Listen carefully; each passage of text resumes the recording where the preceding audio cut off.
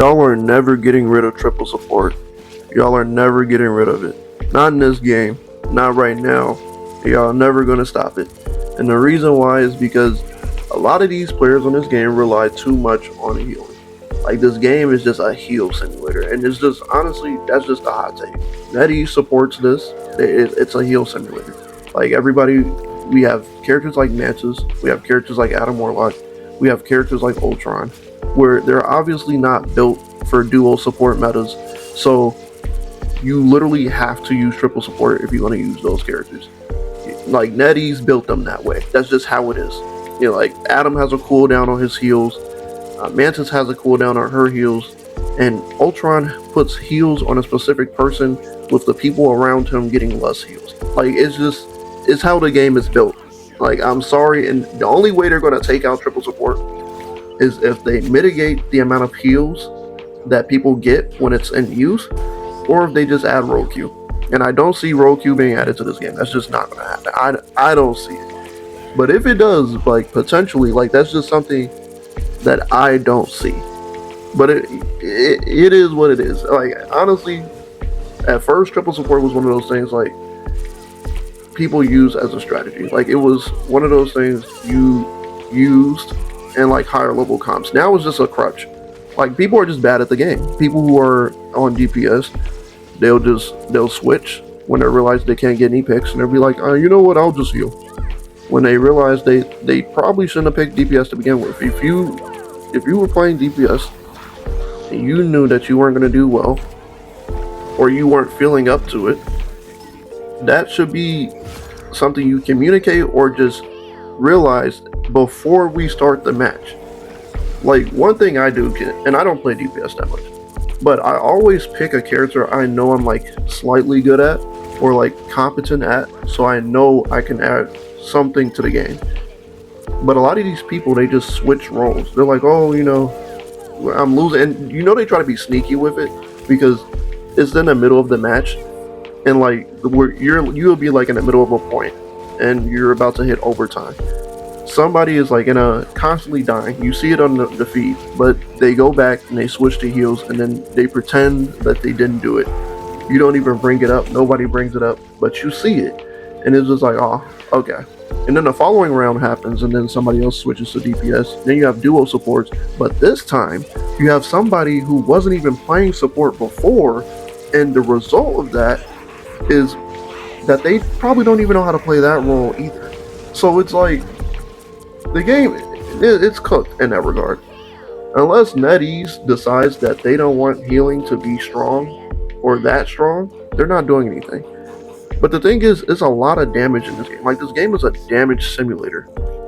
Characters like Moon Knight with primaries that can bounce between entire teams, that's a damage simulator. Hella. Like, with the AoE exploding blades, like, that's a damage simulator.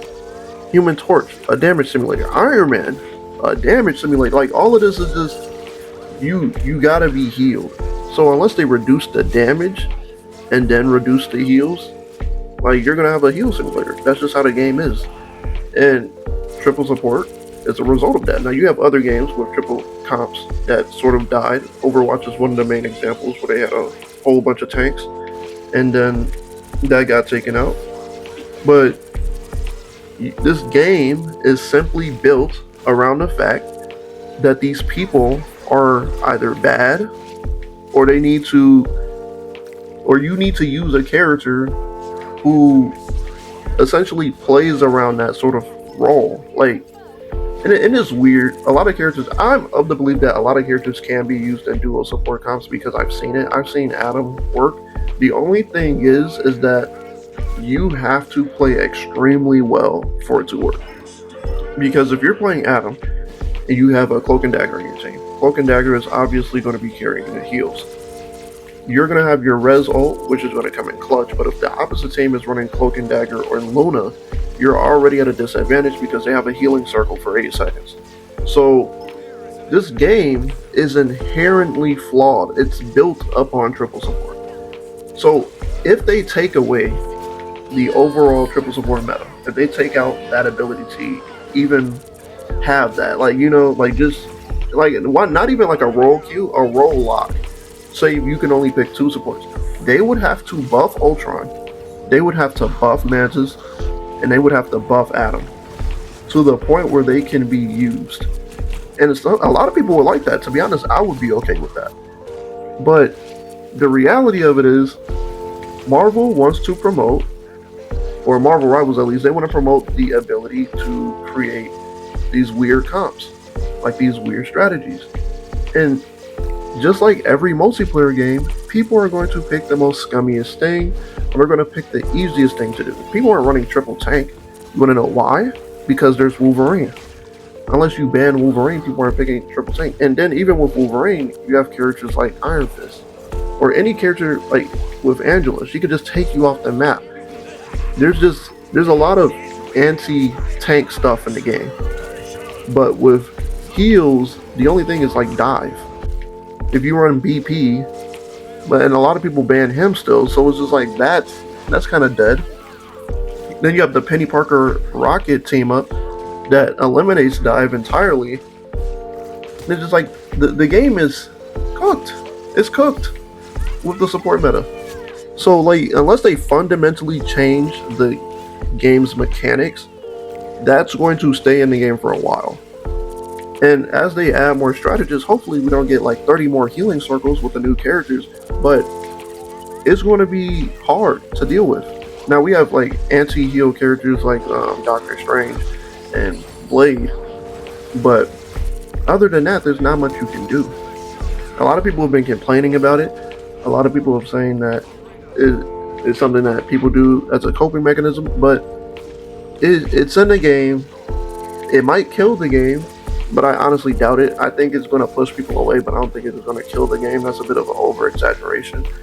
But it's just one of those things that people have to deal with. It's just the consequence of wanting to make unique characters.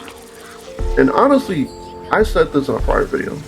If they just reworked a lot of the support ults that are already in the game, like if they took away the invincibility heals, we wouldn't even have this problem. You can keep your healing simulator, but just take out the invincibility ults. Like, have unique like damage ults or buff ults that don't just result in like this infinite heal game. It's just not something that people want to deal with. So honestly, that's just how it's gonna be.